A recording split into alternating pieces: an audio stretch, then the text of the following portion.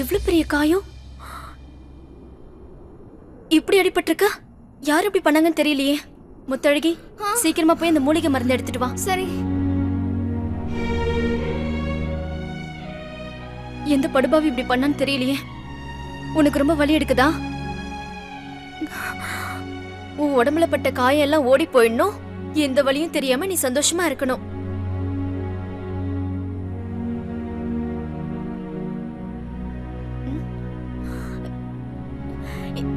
இங்க வாங்களே.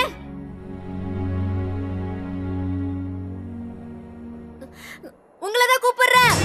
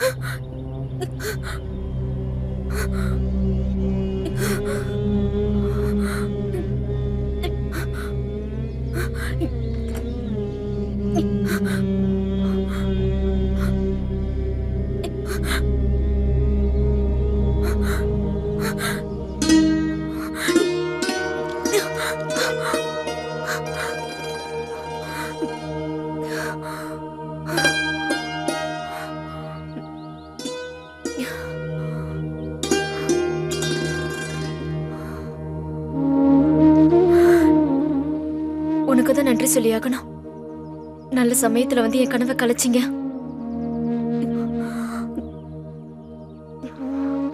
பாரு, இருங்கம்மா, இதோ வந்துட்டேன்.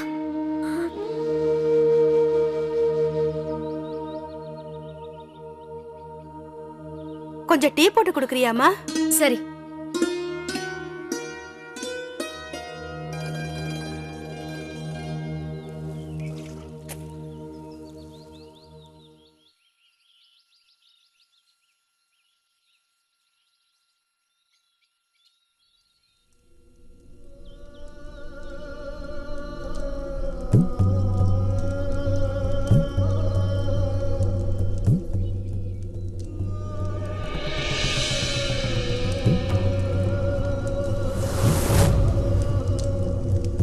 இது அந்த பிஎஸ்டி காரங்களுடைய வேலை தான். அவனுங்க சாதாரணமான ஆளுங்க கிடையாது. எவ்வளோ பெரிய கொலைகாரனுங்க தெரியுமா?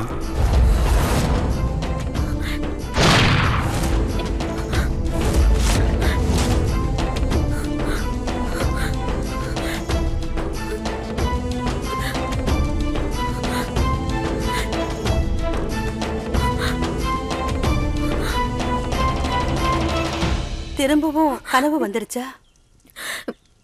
மறுபடியும் அந்த பிஎஸ்டி காரன் வந்து என்ன சாகடிக்க நெருப்ப வச்சுட்டான். இந்த பயத்தை உன்னுடைய மனசுல இருந்து நீ ஏன் எடுக்க மாட்டேங்கிற? உனக்கே நல்லா தெரியும்ல பாரு, இங்க நம்ம ஜமீன்தார் ஐயா இருக்கிற வரைக்கும் அந்த பிஎஸ்டி காரங்க ஒண்ணும் பண்ண முடியாது. அது எனக்கு நல்லாவே தெரியும். கண்ணை திறந்த உடனே என் கனவு கலைஞ்சு போச்சு. இருந்தாலும் பயம் என் மனசு விட்டு போகவே இல்லை. சின்ன வயசுல என் கண் எதிர்க்க அந்த சம்பவம் நடந்தது. அதை என்னால மறக்க முடியல. மறக்கிறதுக்கு நானும் முயற்சி பண்றேன். என்னோட அப்பாவையும் அம்மாவையும் என்கிட்ட இருந்து பிரிச்சது அந்த பிஎஸ்டியை சேர்ந்தவங்க தானே. நீ அந்த விஷயத்தை தான் உன் மனசுல இருந்து எடுக்கணும். இங்க பாரு பாரு, நெருப்போட வேலை அழிக்கிறது மட்டும்தான் நினைக்காத. தீபத்திலயும் நெருப்பு இருக்கு இல்லையா, ஹோமத்திலயும் நெருப்பு இருக்கதானே செய்யுது. கடவுளுக்கும் அந்த விளக்கை ஏத்தி வைக்கிறாங்க இல்லையா, நெருப்ப சாட்சியா வச்சு கல்யாணமும் பண்றாங்க, சரிதானே?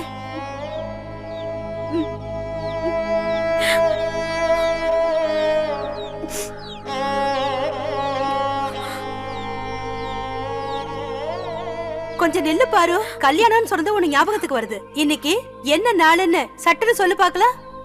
நீ சீக்கிரமா கோவிலுக்கு போக தயாராயிடு, முத்தழகி வந்துகிட்டே இருப்பா. சரி. இது ரொம்ப நல்லா இருக்கு. என்னாச்சு? மறுபடியும் உன்னோட முகத்துல பயம் தெரிய ஆரம்பிச்சிடுச்சு. பண்டிதர் உன்கிட்ட என்ன சொல்லிருக்காரு? உனக்கு பயம் வரும்போதெல்லாம் இந்த ருத்ராட்சத்தை கெட்டியா புடிச்சுக்கோன்னு சொன்னாருல்ல?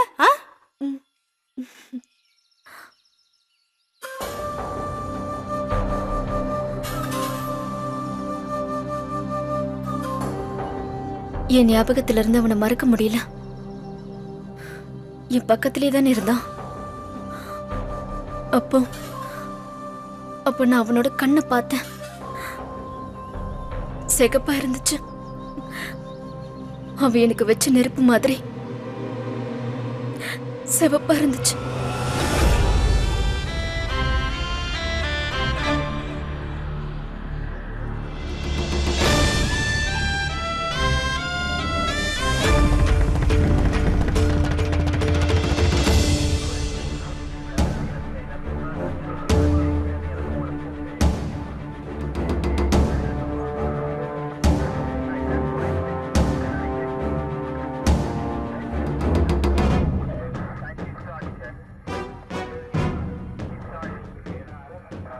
சோ அந்த 5 தீவிரவாதிகளும் துணிச்சலோட நம்ம எல்லைக்குள்ள நுழைஞ்சிருக்காங்க.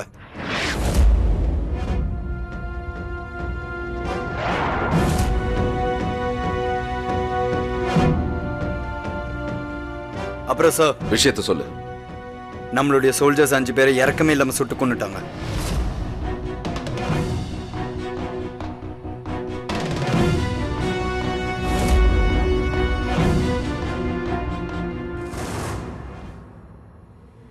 ருத்ரா எங்க? சார், ருத்ர பிரதாப் எங்க போனான்னு கேட்ட.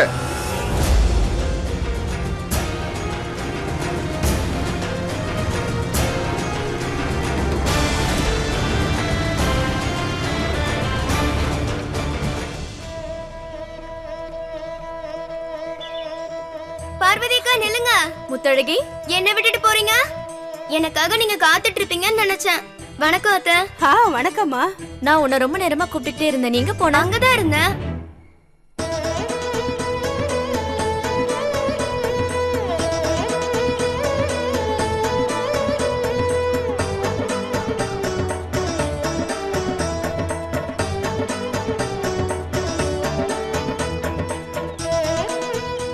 பார்வதி அக்கா, அந்த கமலாவை பாரு, கால்ல எவ்வளவு பெரிய கோல்ஸ் போட்டுட்டு இருக்கா.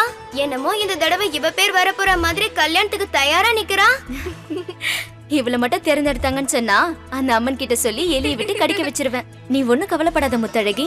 அந்த கடவுள் இந்த முறை கண்டிப்பா உன்னதான் தேர்ந்தெடுப்பாரு. நடந்தா ஒரு வாரம் பூரா என்னோட கல்யாண சடங்கு தான் நடந்துட்டு இருக்கோம். ஜமீன்தார் ஐயா இந்த ஊரே ஆச்சரியப்படுற மாதிரி என்னோட கல்யாணத்தை 6 வாரமா நடத்துவாரு. இதையத்தான் போன வருஷமும் நீ என்கிட்ட சொன்ன. அப்புறம் என்னாச்சு? நந்தினியோட பேர் தானே வந்துச்சு. அவளும் கல்யாணம் பண்ணிக்கிட்டு போயிட்டா. புருஷன் வீட்டுக்கு போனதுக்கு அப்புறம் ஒரு கடிதாசி கூட போடல. ஒரு நாள் எனக்கும் கல்யாணம் நடக்கும்ல, அதுக்கப்புறம் நானும் அவளுக்கு கடிதாசி எழுதி போட மாட்டேன். இப்பதான் புரியுது. உன்னோட மனசுக்குள்ளேயே கல்யாண ஆசை வந்துருச்சா? அப்படின்னா இந்த தடவை நிச்சயமா உன்னோட பேர் தான் வரப்போது, பாத்துக்கிட்டே இரு. இல்ல நான் அந்த அர்த்தத்துல எல்லாம் சொல்லல. நீ எப்படி சொன்னாலும் பரவாயில்ல, உனக்கு கல்யாணம் நடக்க போகுதுன்னு சொன்னா எனக்கு சந்தோஷம்தான். வா போலாம். போலாம் வாங்க.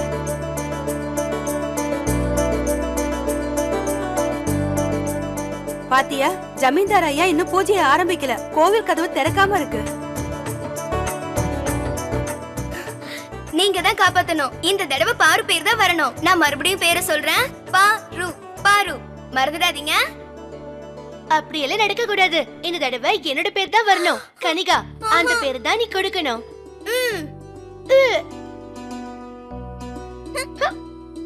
பாரு பாரு பாரு பாரு பாரு பாரு பாரு பாரு பாரு பாரு பாரு.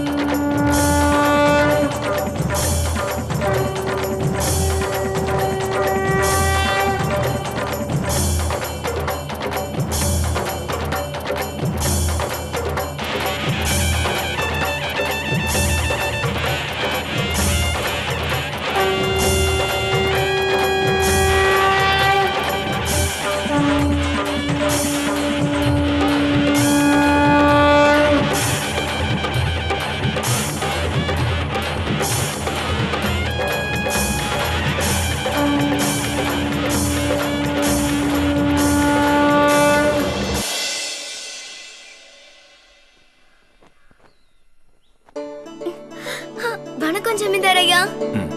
நல்லா இருக்கு.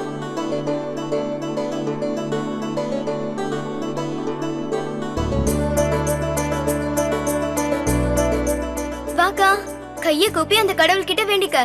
நீ என்ன வேண்டிக்கிறியோ அது நிச்சயம் நடக்கும். உண்மைதான், அந்த கடவுள் உங்க விருப்பத்தை நிறைவேற்றுவாரு. இந்தாங்க. பார்வோட பேர் தான் வரணும். சடங்கெல்லாம் எப்படி செய்யணும்னு உங்களுக்கு தெரியுமா? நல்லா தெரியும் பண்டிதரே. வா வா, சீக்கிரமா வா.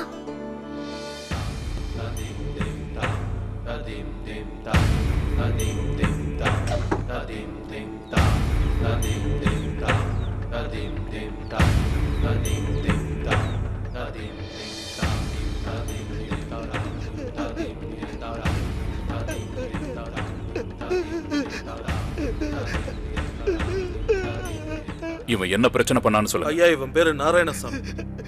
நம்ம கிராமத்தை சேர்ந்தவன் தான். ஆனா அந்த பிஎஸ்டி ஆளுங்களுக்கு உளவாளியா இருக்கான். நம்ம கிராமத்துல நடக்கிற ஒவ்வொரு விஷயத்தையும் அவங்களுக்கு போய் பத்த வச்சுக்கிட்டு இருக்கான்.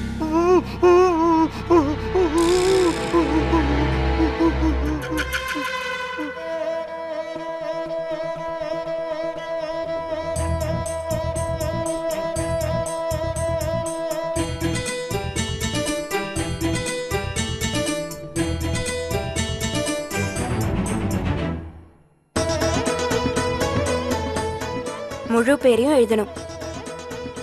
பாருன்னு இல்ல, பார்வதி. வணக்கம் ஜமீன்தார் அம்மா. எழுது. அந்த கடவுளோட ஆசீர்வாதத்துல இந்த தடவை நிச்சயம் உனக்கு கல்யாணம் நடக்கும். அவரோட விருப்பம் எதுவோ அதுதானே நடக்கும். எல்லாரும் அவாவா எடுத்து வந்திருக்கிற கிண்ணத்துல உங்களோட முழு பேரையும் அதுல எழுதணும். உங்களோட கையில இருக்கிற மருதாணி செவந்தாதான் கடவுளோட அருள் கிடைச்சதா அர்த்தம். கிண்ணத்துல இருக்க பாலை பத்திரமா எடுத்துட்டு வா. யாரோட கிண்ணத்துல இருக்கிற பாலை கடவுள் முதல்ல எடுக்கிறாரோ அவளை கட்டிக்க போற மாப்பிள்ள அவளை தேடி நம்ம ஊருக்கு சீக்கிரம் வந்துடுவாரு. பாதை வேறு பயணம் வேறு, ஒரு நூலில் இங்கே இணைப்பதாறு. இறைவன் கையில் மனித பொம்மை, என்னாலும் வாழ்வில் அதுவே உண்மை. என்ன மன்னிச்சிருங்க ஐயா.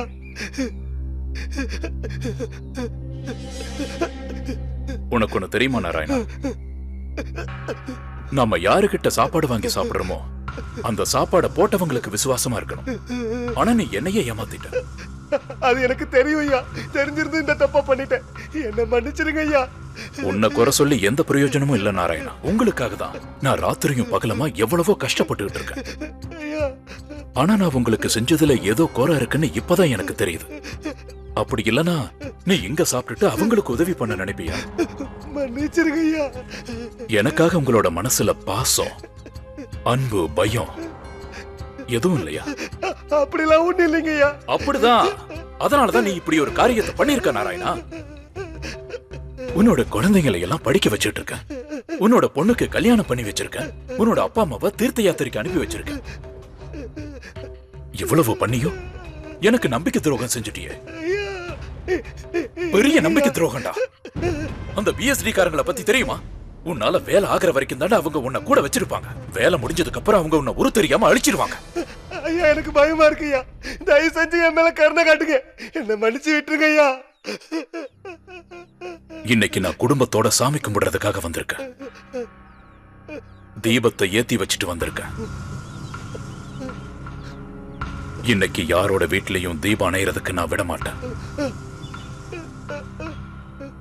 போ, உன்னை நான் மன்னிச்சிட்டேன். ஆனா ஒரு விஷயத்தை ஞாபகத்துல வச்சுக்க. சொல்லுங்க ஐயா.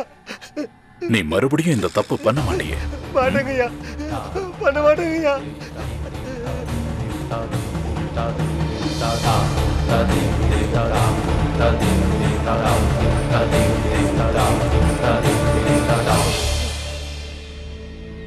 உனக்கு முக்தி கொடுக்க சொல்லிட்டாரு.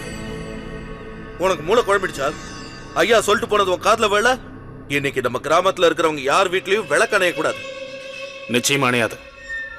தீபம் எரிஞ்சுக்கிட்டே தான் இருக்கும்.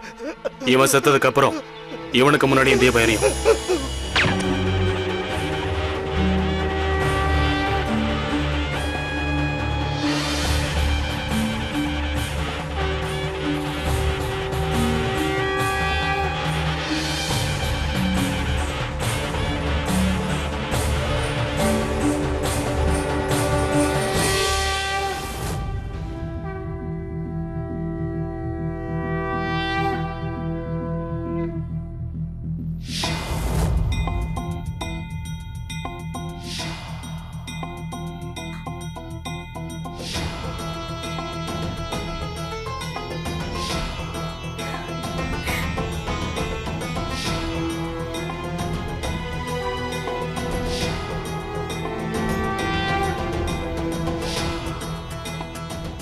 ஐயோ அதல்ல, அந்த கிண்ணத்துல இருக்கிற பால் இல்ல, அத நீங்க எடுக்க கூடாது.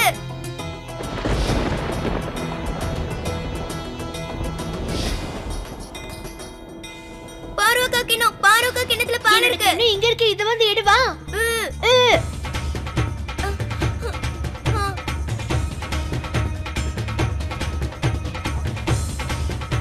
ஐயோ அந்த கிண்ணம் இல்ல, பாருவோட கிண்ணம். அதுல நாகம்மா, இவதான் பார்வதி.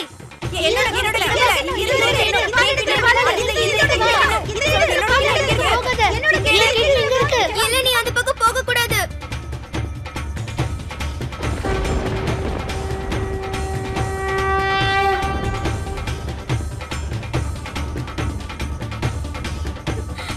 அதுதான் பாருவோட கிண்ணம்.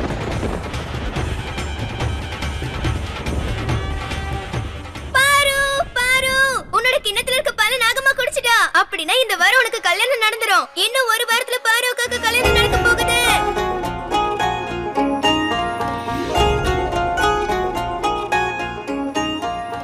என்ன மாயம் என்ன மாயம், காயமெல்லாம் மெல்ல தேயும். வண்ண கோலம் கண்கள் தானே நெஞ்சின் பாலம். ஜீவன் ரெண்டும் பார்த்தது, அதில் பார்வதி, பூத்தது. உங்க அம்மாவுக்கு நான் செஞ்சு கொடுத்த சத்தியத்தை அந்த கடவுள் இன்னைக்கு நிறைவேற்றிட்டாரு.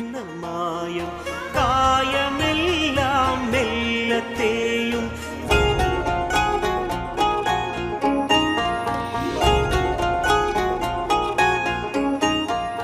பாதை வேறு பயணம் வேறு, ஒரு